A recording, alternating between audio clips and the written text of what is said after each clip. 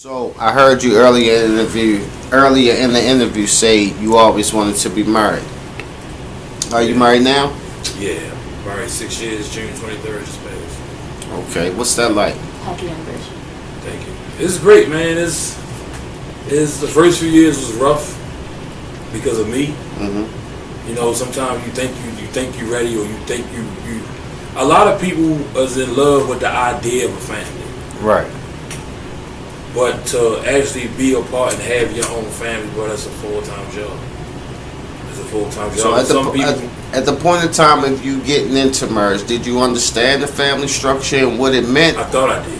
Right. Well, I think I understood some things, but I remember one time my man told me one time, he said, "Man, if you really love a woman, you won't cheat on her." Right. And I said, "Shit, I ain't no emotion behind if I cheat. Like, if I love you, like, that's something that I might get a little itch every once in a while to scratch it, but that don't mean I don't love you. Right. But it do mean that. Right. Right. Because if you my friend and you love me, you wouldn't do nothing to hurt me. True.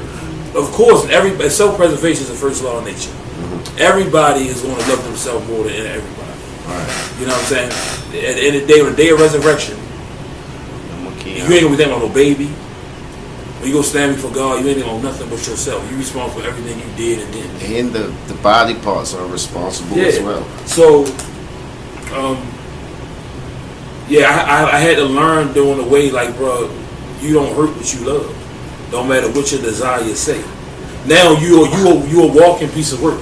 Everybody a walking piece of work. But life is about bottom lines. Only person that cares about the in betweens is you.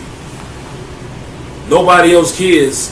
If you get booked for a job doing a restaurant, the owner don't care that your machine broke. The owner don't care that your employee didn't show up. The owner don't care that your son got sick, you had to go to the hospital. At the end of the day, he had a deadline to meet for something, and you didn't hold your end of the bargain up. That's it. And I had a guy at the old job at North Avenue. I heard him say that before, and it was in a harsh way, but it was real. Nobody cares about the in-betweens and the details but you. At the end of the day, if I need something and I need it from you and I didn't get it from you, the bottom line is I didn't get it. Right. Why is not important, it's only important to you. That's just how it is in life. Everything is give or take. Everything is conditional in life. Everything. You know what I mean? Your mother can turn your back on you. Your father can turn your back on you. You know what I'm saying? Everything is based off of our relationship. Once the relationship go, a lot of shit go. Right. So when I came home from prison, a lot of my friends, the relationship wasn't the same because I'm not a street nigga no more. Right. So what we got in common? Right. See, when you get older, you get a chance to pick your friends. You know what I'm saying? Mm-hmm. You pick who your circle is. When you a kid and you just going along with neighborhood shit, you my man, you live next door, or you frown away. I ain't heard that.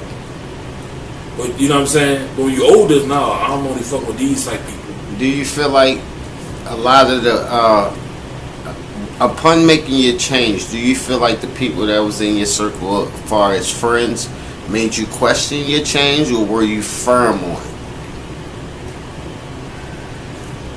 Based off of the relevance y'all had. I think it was more my family question the change. At least to where so I could see it.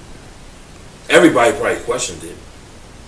But to my family, like my mother and my sisters and stuff, is like they had to see it.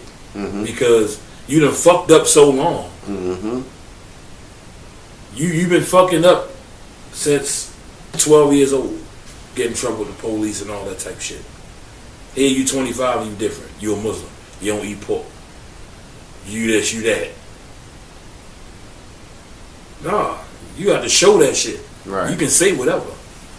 You know what I'm saying? But to my friends, it was more like, whatever, you home. Right. I don't give a fuck with you. Do you think it was because your friends were used to seeing friends go through a similar process and understand it, or may even walk through it themselves rather than your family already being older and never been through the system and knowing how the transition from a boy to a man happens? I honestly think with my friends, it was more just a respect thing. Right.